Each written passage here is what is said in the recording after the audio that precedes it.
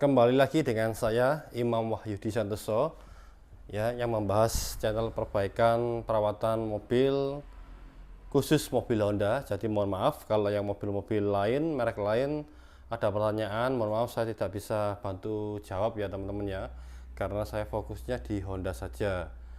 Dan Honda pun saya juga masih banyak belajar ya, dari teman-teman yang komen, dari pengalaman pribadi mobil yang masuk, dan wacana-wacana lainnya.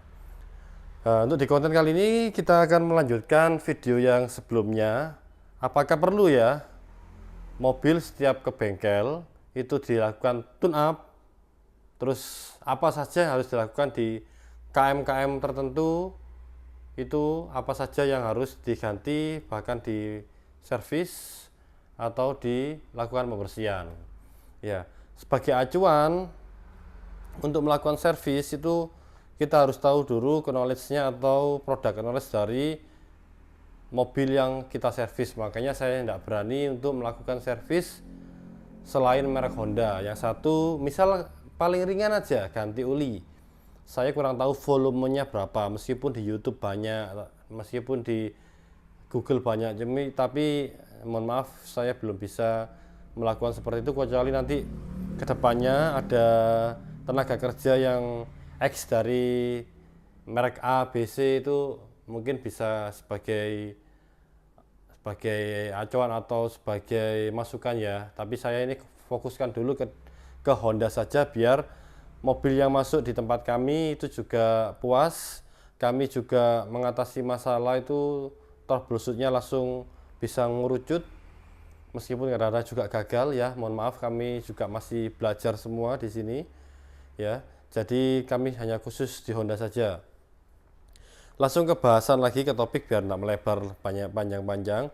Sebagai acuan servis itu kita harus tahu dulu produk knowledge atau yang di pedomannya adalah di buku servis acuan dari Honda.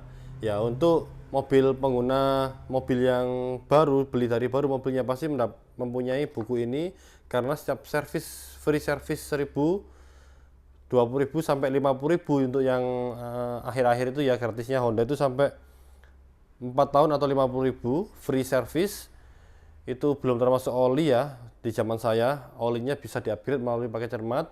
Untuk yang Honda yang lama, di lama-lama itu free service-nya cuma 1 tahun atau sampai 20.000. Jadi 10, 20, 1000, 10 dan 20 dan itu no, atau tidak dapat free oli sama sekali. Jadi setiap servis cuma free jasanya aja, dan juga olinya harus berbayar sendiri. Untuk yang 2014 ke atas kalau tidak salah itu sudah free service sampai 5 kali, 1000, 10.000, 20.000, 30.000, 40, 50. Jadi 6 kali ya, kelipatan 10.000. Itu ada yang include dari pembelian pakai cermat. Pembelian mobil itu sudah include pakai cermat, jadi oli mesinnya gratis, meskipun dapat yang Honda Green ya, rata-rata ya Honda Green, kecuali yang mobil CR-V turbo itu pembelian pasti dapat ini oli turbo. Padahal zaman dulunya waktu belum keluar ya dikasih Evo Gold ini juga, tapi akhirnya update pakai Evo Gold ya. Jadi jawabannya juga tergantung teman-teman, setiap servis tuh, setiap mobil masuk ke bengkel itu harus servis atau enggak, itu jawaban tergantung bengkelnya sendiri mau ngecek apa enggak. Kalau sesuai dengan kilometer ya enak-enak saja, kita langsung bisa servis by history. Ini waktunya ini 10.000, waktunya 20.000, waktunya ini. Tapi kalau pelanggan random yang beli second terutama, teman-teman masuk ke bengkel langsung disikat servis paket A, B, C, D. Nah, kita kan juga tidak tahu kondisi throttle-nya itu bersih apa enggak untuk tune up ya. Kalau enggak throttle-nya kalau enggak kotor ya ngapain di servis ya kan? Mending untuk servis lainnya, misalkan ban-bannya yang habis tipis, karena mobil-mobil yang beli second itu rata-rata bocor oli, ban habis, itu pasti kebanyakan ya. Untuk mobil kasus Honda itu mending dialokasikan ke yang lain. Tapi untuk mobil-mobil yang teman-teman beli second itu, kalau bisa setiap baru dapat mobil langsung ganti oli lengkap. Jangan percaya pada gantungan, karena gantungan bisa dibuat oleh orang-orang oknum yang tidak bertanggung jawab. Langsung aja ganti oli lengkap, oli mesin, oli transmisi. Ya kalau yang menggunakan fluida power steering, dikuras sekalian minyak power steeringnya, minyak rem kalau bisa dikuras sekalian, kalau coolant tergantung kondisinya. Ya, kembali lagi ke pokok, saya akan bahas apa saja yang harus dilakukan di setiap kali servis ya. Jadi teman-teman ini bisa vokal atau bisa sendaknya tahu ya, tahu kalau yang nonton video-video saya insya Allah teredukasi, jadi tidak harus melulu kita percaya kepada produk layanan atau penyedia jasa servis. Jadi yang ditakutkan kenapa mobil itu belum waktunya servis tapi sudah dilakukan servis, itu kan juga satu hasilnya tidak seberapa terasa di customer untuk tenaga-tenaganya, yang kedua juga hati nurani kan tidak enak ya teman-teman ya. Kita servis bersih itu kan meskipun mudah dikerjakan, kita tidak soro membersihkannya, tapi kalau kita sebagai pelanggan kan juga tidak enak. Oke, kita sebagai bahas di sini ya. Ya teman-teman, kita sudah sering sih ini sebenarnya konten yang melalui buku servis ini sering saya bahas. Ya ini untuk mengingatkan lagi biar kita sama-sama belajar saja. Di sini di halaman 1920 seperti biasa ada panduan ganti apa saja ada di sini. Ya, P ini periksa, G ini ganti ya, ada di sini semua. Nah, kalau yang bahannya fluida itu ada penggantian rutinnya. Ya, mohon maaf tadi ngobrol hampir 6 menitan saya agak di luar bahasan ya. Servis sama tune up sama servis berkala itu beda teman-teman ya. Karena menurut saya pribadi perawatan berkala itu tidak harus tune up ya. Bahkan di buku servis ini tidak ada kata-kata tune up dan tidak ada pembersihan throttle body. Ya. Kita bahas saja di KM 40.000 ini ya. Di sini periodic maintenance ya, perawatan berkala itu harusnya bengkel itu ngecek detail semua kendaraan, atau kalau enggak semua kita fokuskan dikerucutkan di sini, mengecek kondisi oli mesinnya, filter oli, saringan udara, katupnya, businya, drive belnya retak apa enggak, radiatornya terkontaminasi apa enggak, karatan apa enggak, oli transmisi ini kalau yang enggak ada histori kesusahan, kalau bisa yang mobil baru dapat diganti saja, enggak terlalu mahal. Engine cleaner ini produk dari Honda yang tanda bintang ini dikhususkan untuk mobil yang jenis turbo. Harganya kalau zaman saya 100.000, kalau sekarang kurang tahu. Rem depan belakang diperiksa, P ini pembersihan, pengecekan dan P pembersihan dan perawatan, penggantian bila diperlukan. Gemuk rem atau brake grease ini diganti ya. Honda menyediakan grease sasetan itu harganya 30 ribuan. Minyak rem diperiksa, rem parkir diperiksa, ini untuk ketinggiannya diperiksa, kalau terlalu tinggi atau kurang pakem di setel, kalau di setel tidak bisa kemungkinan kabel remnya molor. Saringan AC bila dilengkapi diperiksa. Nah, ini yang rancu, rotasi ban. Rancunya kenapa? Kalau benar-benar kita lakukan per 10.000, karena setiap 10.000 ini dirotasi banyak ya. Itu keluhan dari pelanggan, itu biasanya ban terjadi suara mendengung dan itu sering dikomplain.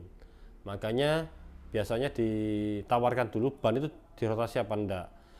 Terus rotasi ban juga ada macam-macam ya, nanti mungkin kita bahas di video lain. Model depan ke belakang atau model menyilang itu macam-macam. Kaki-kaki diperiksa, tie rod, gearbox, boot-bootnya ya diperiksa semua, drive shaftnya diperiksa, sama selang-selang bensin, sambungan-sambungan, dan juga di knalpot. Padahal ini jarang bermasalah. Kalau bermasalah pun langsung trouble mobilnya, biasanya selang-selang digigit tikus.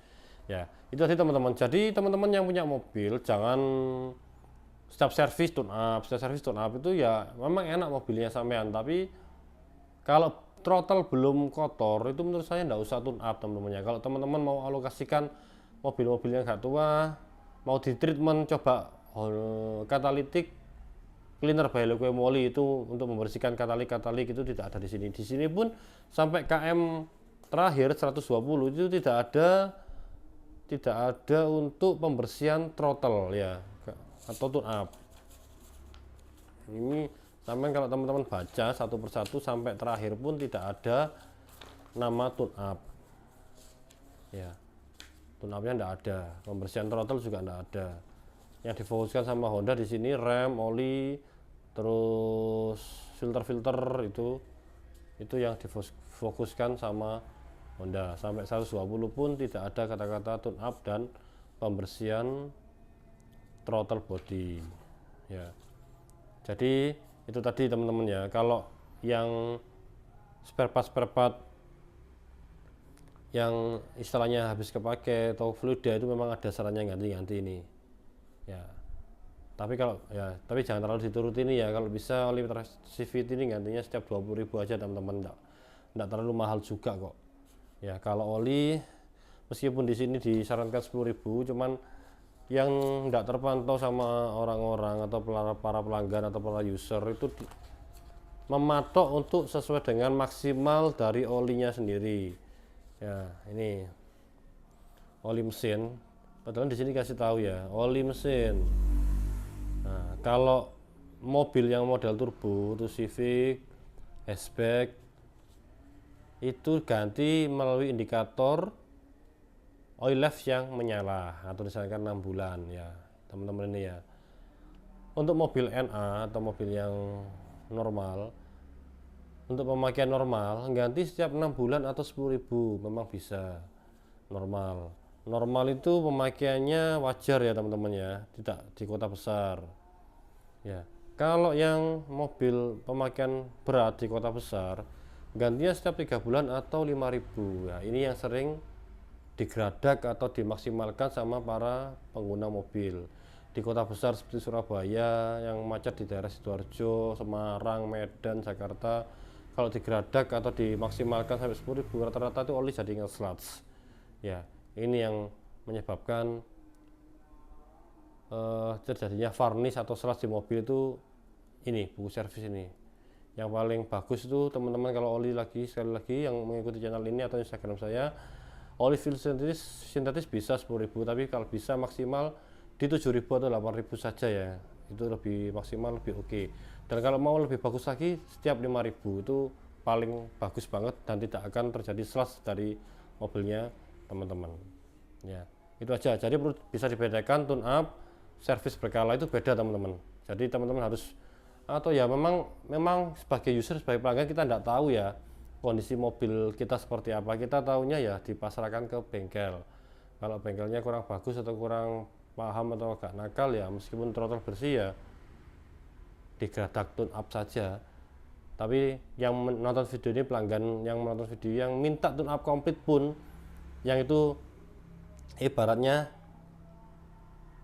insentif besar ya buat kami ya, jasa atau masuk 650.000 tapi kondisi throttle bersih dan juga klep enggak kasar, itu tidak saya terima atau saya himbau kepada pelanggannya untuk di next service saja atau nunggu throttle kotor atau nunggu klepnya kasar ya. Karena itu tadi, kalau kita dikembalikan sebagai pelanggan, perasaan kita seperti apa, itu aja ya. Itu aja yang pegangan saya. Jadi semuanya puas. Untuk ilmu advice dari Honda, service advisor dari dealer, saya terapkan benar-benar di usaha saya ini ya. Itu aja, sudah panjang lebar. Jadi ya tergantung ya teman-teman.